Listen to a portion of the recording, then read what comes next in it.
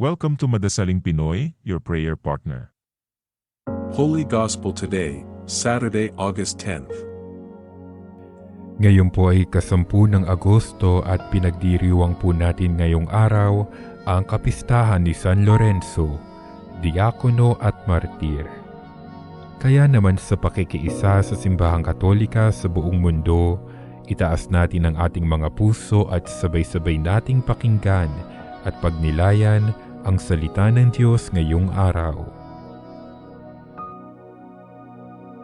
Ang mabuting balita ng Panginoon ayon kay San Juan.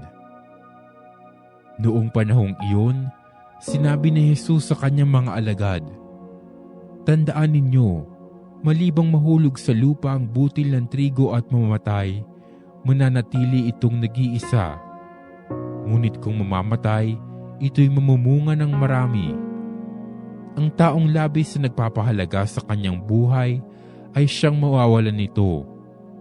Ngunit ang napopuot sa kanyang buhay, sa daigdig na ito ay siyang magkakaroon nito hanggang sa buhay na walang hanggan.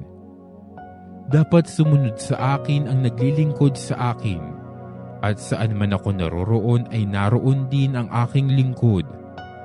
Pararangalan ng Ama ang sinumang naglilingkod sa akin."